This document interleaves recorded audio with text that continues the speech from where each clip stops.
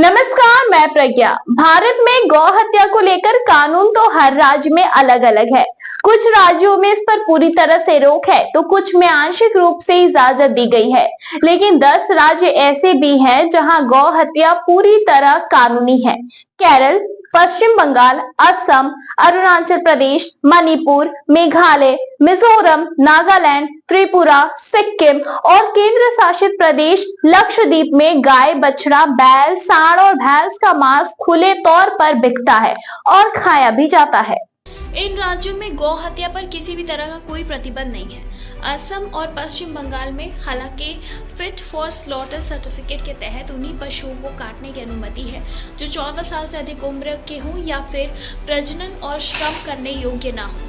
भारत में 80 से ज्यादा आबादी हिंदू है, जिनमें से अधिकतर गाय को पूजनीय मानते हैं। लेकिन इसके बावजूद भारत दुनिया में गौ मांस निर्यात करने वाले सबसे बड़े देशों में से एक है।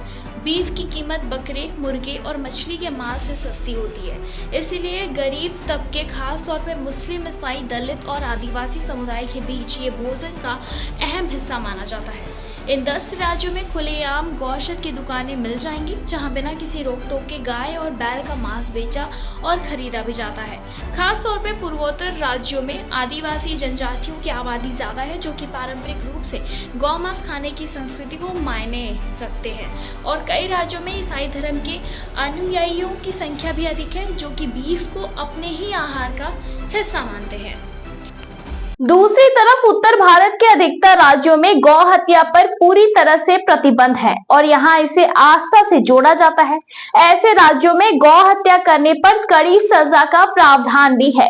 इस विषय पर देश में हमेशा बहस होती रहती है। कुछ लोग इसे धार्मिक आस्था से जोड़कर देखते हैं तो कुछ इसे खान पान की आजादी और परंपरा का हिस्सा मानते हैं। इसी के साथ आपको बताते चले कि सरकारें समय समय पर इस पर नए कानून बनाती है, लेकिन आज भी भारत में अलग अलग राज्यों में गौ हत्या के नियम और धारणाएं पूरी तरह अलग है, जो इसे एक संवेदनशील और बहस का विषय बनाए रखते हैं। फिलहाल इस पर आपकी क्या कुछ राय, हमें कमेंट सेक्शन में कमेंट करके जरूर बताएं।